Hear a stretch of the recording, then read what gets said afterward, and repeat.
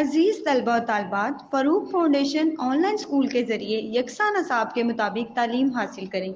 अगर हमारी वीडियोस पसंद आएँ तो चैनल को सब्सक्राइब करें और दोस्तों के साथ शेयर करें और बेल आइकन को लाजमी दबाएं ताकि आइंदा आने वाली तालीमी वीडियोस आप हासिल कर सकें। अस्सलाम वालेकुम स्टूडेंट्स, उम्मीद है आप सब खैरियत से होंगे। तो स्टूडेंट, पिछली वीडियो में हम लोगों ने एक्सरसाइज 5.3 सॉल्व की थी। आज हम स्टार्ट करेंगे 5.4। तो पिछली जो तीनों एक्सरसाइज थी उसमें हम लोगों ने डिस्कस किया था यूनियन, इंटरसेक्शन, कॉम्प्लीमेंट को। और इसमें हम लोग जो डिस्कस करेंगे वो है ordered pair and Cartesian product. Ordered pair क्या होता है, सबसे पहले हम इस चीज़ को डिस्कस कर लेते हैं। ऑर्डर्ड पेयर की डेफिनेशन आपके सामने बोर्ड पे लिखी हुई है। Any two numbers x and y written in the forms, एक ब्रैकेट लगा के x एंड देन कोमा लगा के y bracket close, is called an ordered pair. तो इसमें क्या होता है, हमारे पास फॉर एग्जांपल 2 डिजिट्स हैं, 2 नंबर्स हैं, वो x y हो सकते हैं, a b हो सकता है, कोई भी नंबर हो सकते हैं। तो उसको इस फॉर्म में लिखना जिस फॉर्म में मैं यहाँ पे ब्रैकेट में शो किया गया है, ये वाली फॉर्म, इस फॉर्म में लिखना, इसको हम कहते हैं ऑर्डर्ड पेयर। ठीक है। इसमें जो फर्स्ट नंबर जो होता है x, यानी अब यहाँ पे कोई फर्स्ट नंबर है, वो x हो सकता है, a हो सकता है, कोई भी नंबर हो सकता है, p q कोई भी हो सकता है। उसमें जो फर्स्ट नंबर होगा उसको हम कहते हैं फर्स्ट कोऑर्डिनेट। और जो सेकंड नंबर होगा, यानी यहाँ पे y सेकंड कोऑर्डिनेट है, सेकंड नंबर है, तो इसको हम कहेंगे सेकंड कोऑर्डिनेट। तो इसको हम कहते हैं ऑर्डर्ड पेयर। तो ऑर्डर्ड पेयर में जो ऑर्डर होता है नंबर का वो इम्पोर्टेंट होता है। अब ऑर्डर का क्या मतलब होता है कि कौन सा नंबर किस नंबर पे आ रहा है।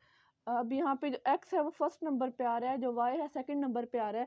तो उसके हिसाब से ही हमने उसको कोऑर्डिनेट दे दिए कि x फर्स्ट कोऑर्डिनेट है, y सेकंड कोऑर्डिनेट है। तो इसमें हमें बताया गया, सेकंड लाइन है, in an ordered pair x y the order of number is important, that is x is the first coordinate and y is the second coordinate. अब यहाँ पे x फर्स्ट कोऑर्डिनेट है, y सेकंड कोऑर्डिनेट है।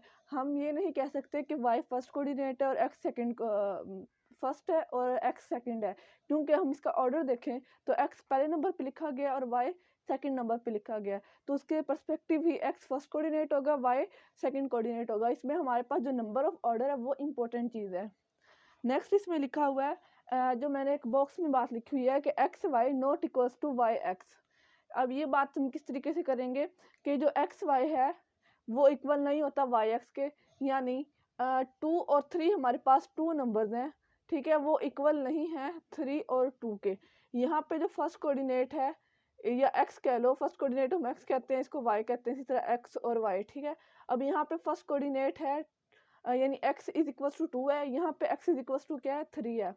इस order pair में y equals 3 है और y equals to यहाँ पे 2 है। तो इस तरीके से यहाँ पे x की वैल्यू कुछ और है और y की वैल्यू कुछ और है, तो इसलिए दोनों पेयर इक्वल नहीं है। इसी वजह से ऊपर कहा गया कि X Y not equals to Y and X unless and until. कब हम ये कहेंगे, अगर y इक्वल्स टू एक्स हो गया या x is equals to Y हो गया, फिर ये दोनों इक्वल हो सकते हैं। अगर y और x, फॉर एग्जांपल यहाँ पे मैं आपको बता दूं, x और y इक्वल है, फॉर एग्जांपल x भी 3 है और y भी 3 है, तो हम यहाँ पे अगर इसके अकॉर्डिंग करें तो यहाँ पे भी 3x is equal to 3, y is equal to 3 equals to, इसके according y is equal to 3 and x is equal to 3। ठीक है। मतलब जब तक y x के इक्वल नहीं हो जाता उस वक्त तक हम कहेंगे कि ये नॉट इक्वल है। अगर y x के इक्वल नहीं है तो ये नॉट इक्वल होंगे, और अगर इक्वल आ जाती हैं दोनों वैल्यूज तो फिर ये इक्वल होंगे। ठीक है। ये इसमें एक इम्पोर्टेंट कंडीशन है, और ये पेपर के पर्सपेक्टिव से एमसीक्यूज के लिए या फिर डेफिनेशन में इम्पोर्टेंट पार्ट है, ये आप लोगों ने लाजमी करना है। नेक्स्ट हम लोग एक्सरसाइज 5.4 स्टार्ट करते हैं, जिसमें हम लोगों ने कार्टेशियन प्रोडक्ट को डिस्कस करना है। Cartesian product of two non empty sets A and B denoted by A cross B consist of the all the ordered pair. For example हमारे पास दो सेट हैं ए और बी का, उसके हम लोगों ने जितने पॉसिबल सेट हो सकते हैं वो हमने बनाने हैं। फॉर एग्जांपल ए सेट हमारे पास यहाँ पे है 1 2 3, और बी सेट हमारे पास है ए बी। ठीक है।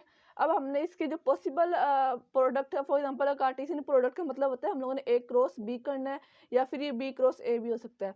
अगर हम ए क्रॉस बी करेंगे तो हमने इनके ऑर्डर्ड पेयर बनाने हैं। सबसे पहले 1 का पेयर बनेगा ए के साथ, फिर 1 का पेयर बनेगा बी के साथ, अब ये हम ऑर्डर्ड पेयर बना रहे हैं, ठीक है। उसके बाद अब 1 का इन दोनों के साथ बन गया, अब हम 2 का करेंगे। 2 का पेयर बनेगा ए के साथ, 2 का पेयर बनेगा बी के साथ। नेक्स्ट 1 का भी हो गया, 2 का भी हो गया, अब हमारे पास 3 रह गया, तो 3 का बनाएंगे। 3 का पेयर बनेगा ए के साथ और फिर अगेन 3 का पेयर बनेगा बी के साथ। तो ये हमारे पास है Cartesian product A cross B. अगर हम बी क्रॉस ए करते हैं यहाँ पे,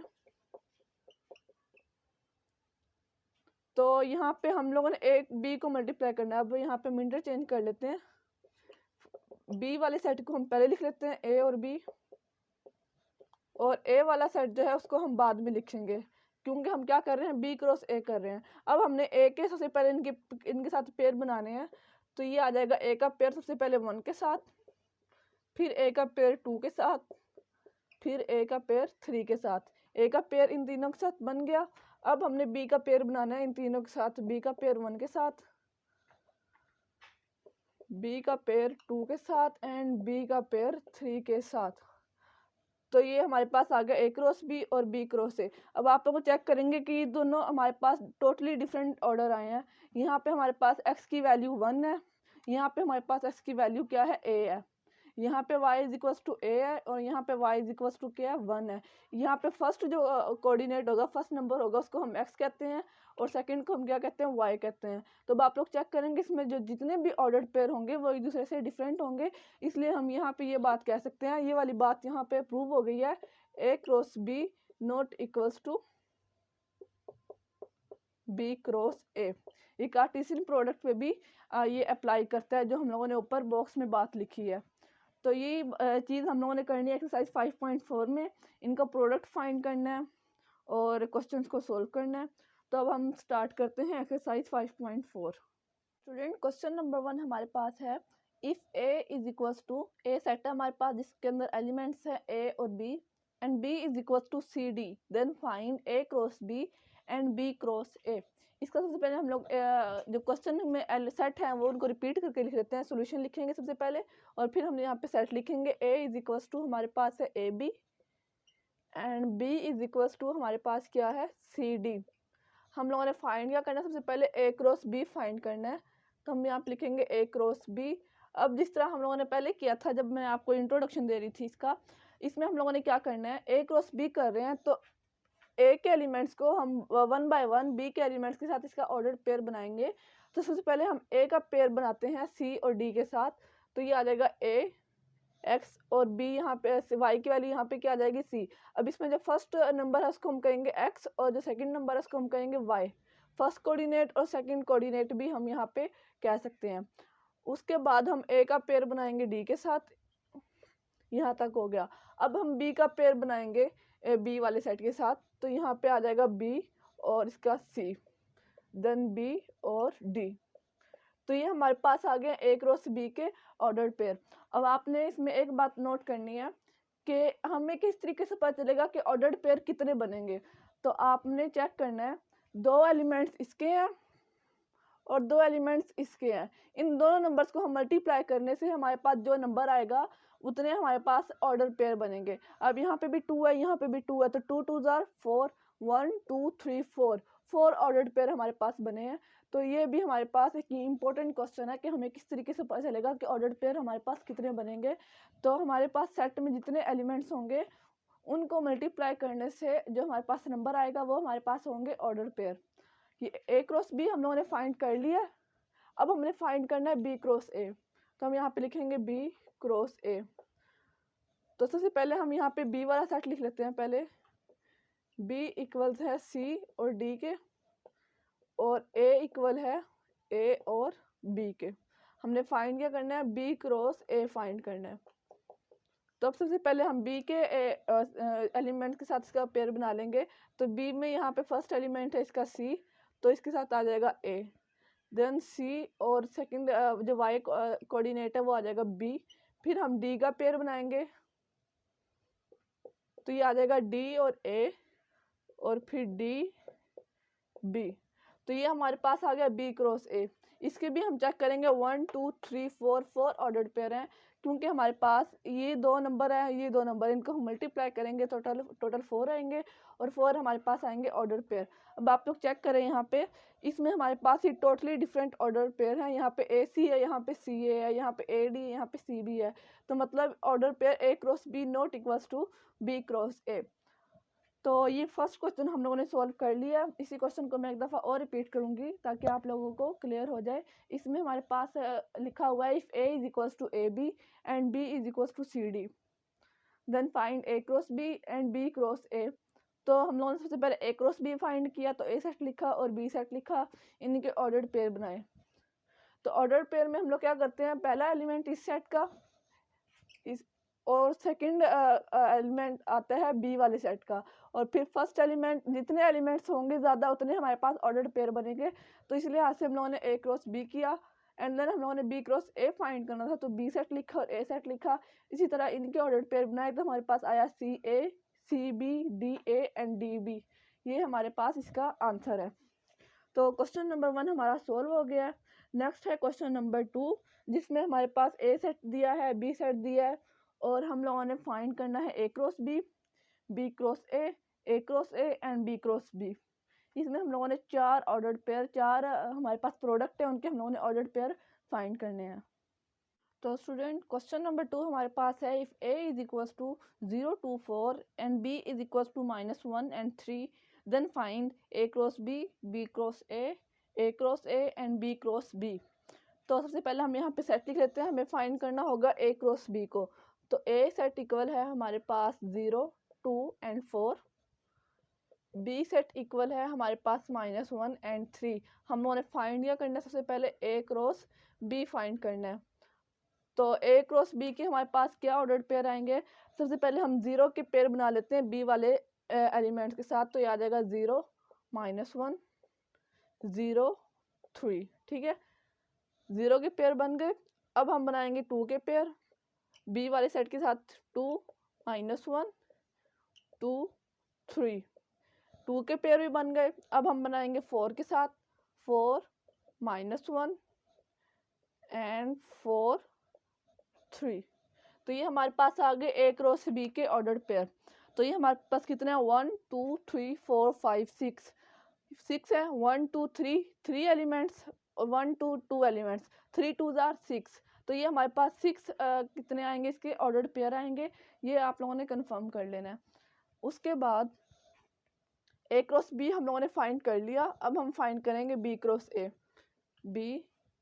तो सबसे पहले हम लोग बी वाला सेट लिख लेते हैं, -1 एंड 3, और ए सेट हमारे पास है 0 2 एंड 4।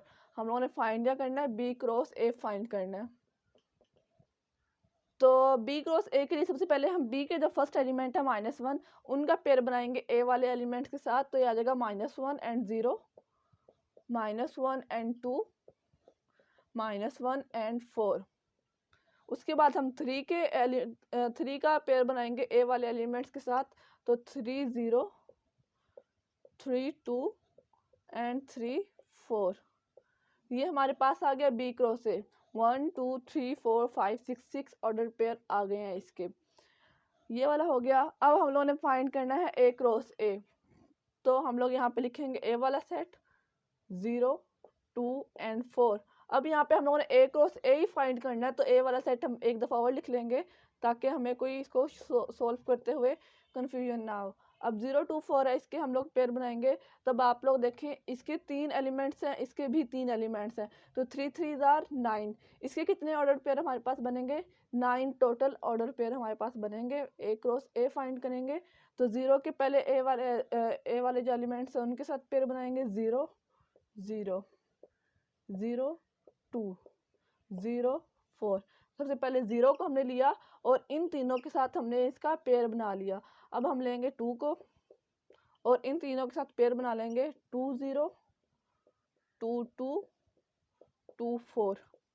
अब हम लेंगे 4 को और इन तीनों के साथ पेयर बना लेंगे, 4 0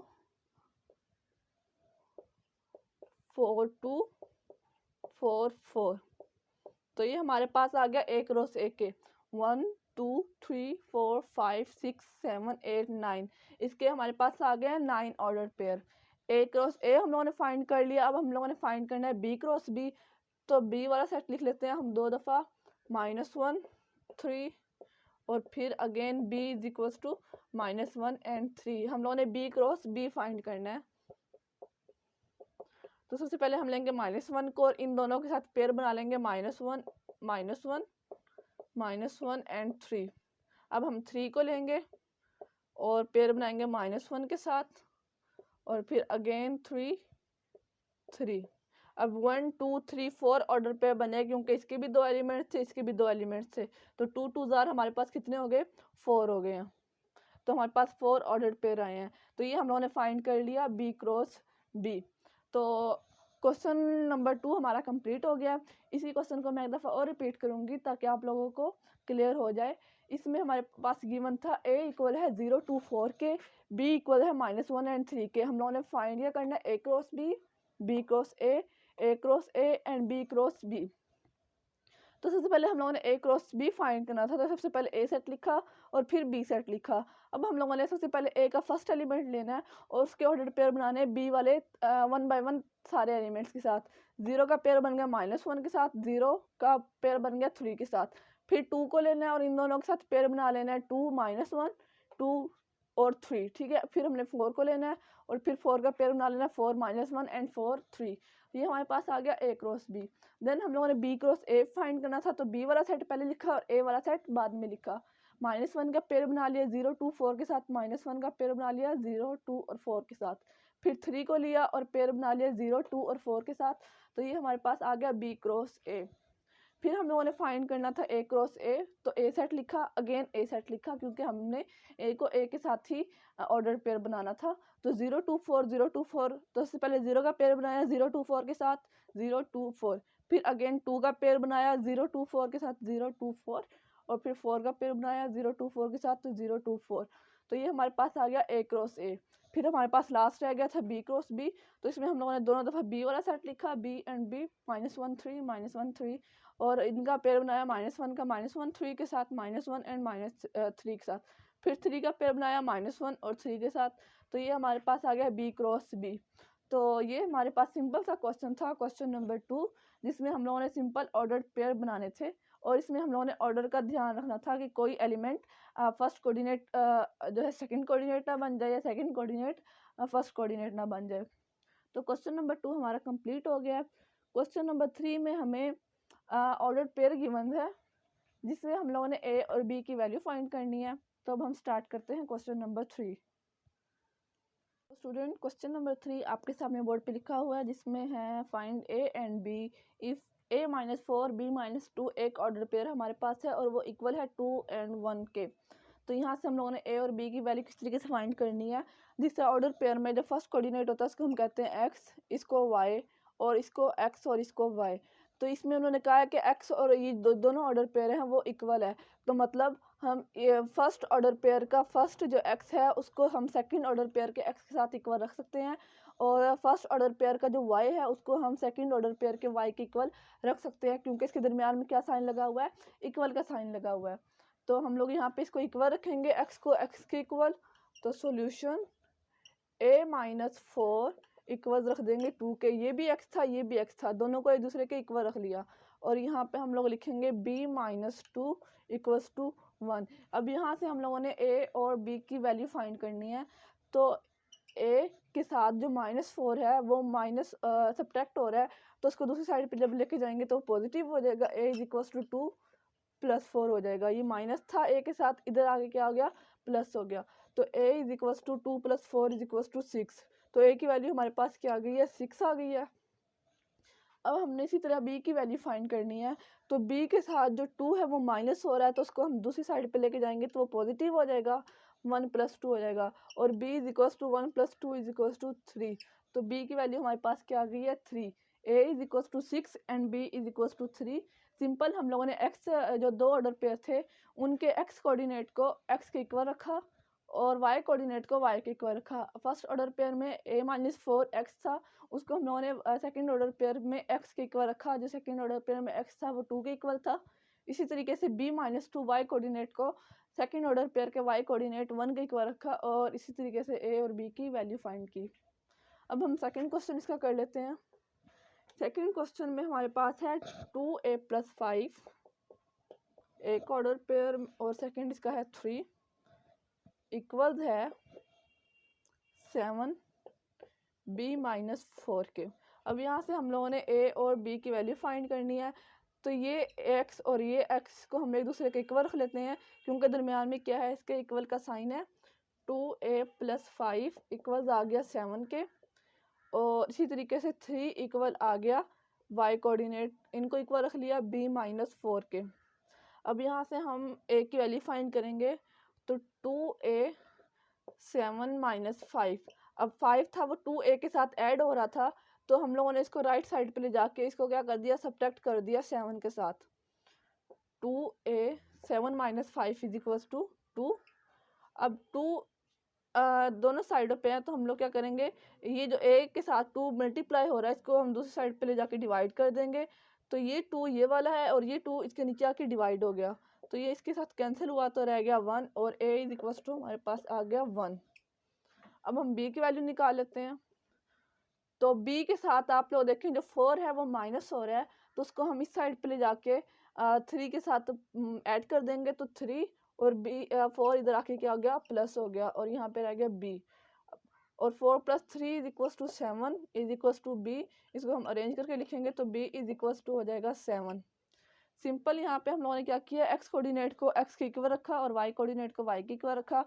2a plus 5 is equals to 7, 2a के साथ 5 ऐड हो रहा था तो 7 के साथ वो माइनस हो गया और 7 में से 5 माइनस किए तो 2, a के साथ 2 मल्टीप्लाई हो रहा था तो वो दूसरी साइड पे ले जाके राइट हैंड साइड पे डिवाइड हो गया, तो a इज इक्वल्स टू आ गया 1। नेक्स्ट यहाँ पे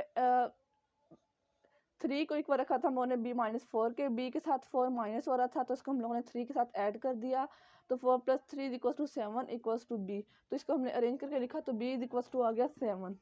और इसका जो थर्ड पार्ट है वो आप लोग खुद सॉल्व करेंगे, उसमें भी हम लोगों ने दोनों x कोऑर्डिनेट को एक दूसरे के इक्वल रखना है और y कोऑर्डिनेट को y के इक्वल रख के x और y के a और b की वैल्यू फाइंड करनी है।